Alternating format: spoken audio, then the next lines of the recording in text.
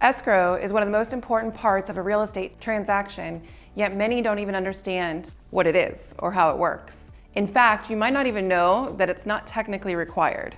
Now, with my 20 years in the industry, I wouldn't recommend foregoing it, but my goal here today is to explain what it is, what you need to know about the process, and what you should ask before closing.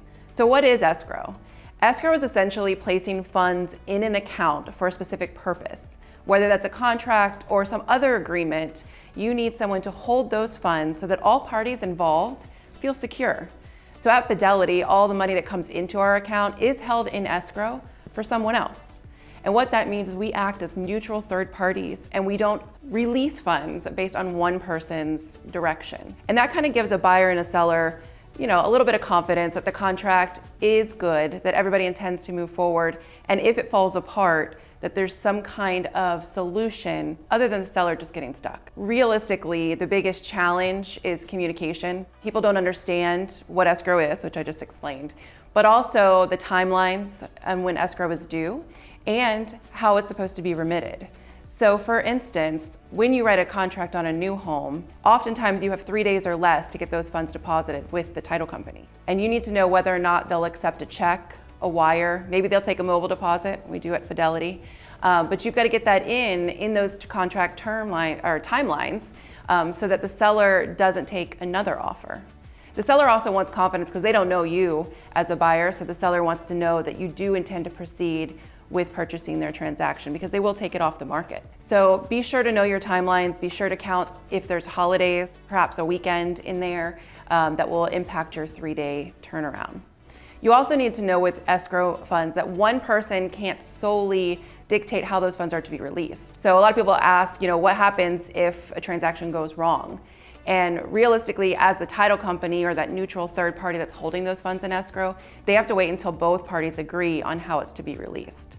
So let's say you start your home inspection, you don't like the way something looks.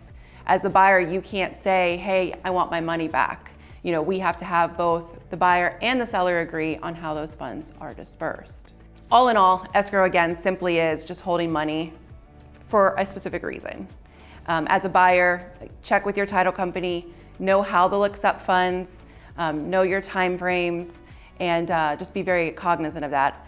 As a seller, those funds that we hold in escrow, once the transaction's closed, are released to you.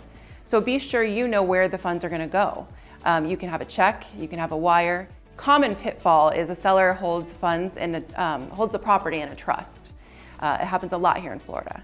So let's say your property is held in trust. You should know that those proceeds have to be payable to the trust. So if you don't have an account with the trust name on it, how will you get those funds from escrow? And as a real estate agent, just be sure to communicate both to your client and your title company anything that's going on during the transaction. They should be able to explain all of the options to your customer if you're not aware. So you may wonder, as I began, I said it's not required. But I wouldn't recommend that. And the reason being is you can, as a buyer and a seller, just decide to hand the seller the money and the seller can hand you a deed.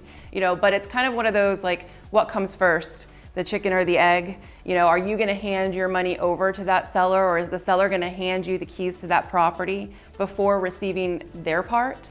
So as a title company, when you put funds in escrow and everything flows through escrow, there is somebody who's going to regulate and make sure all parties deliver and finalize the transaction safely and securely.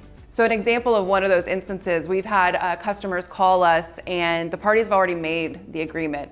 That buyer has a stash of cash in a briefcase. They're going to hand it over to the seller and they want us as a title company to draft the documents.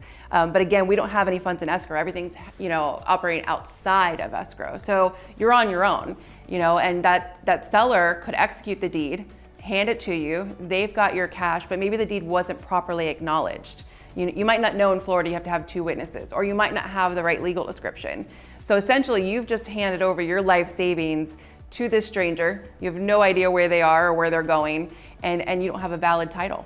So again, going through escrow creates that security where your funds aren't going to be released to that seller until everything is accurate and title is transferred. Well, thank you for watching my class all about escrow.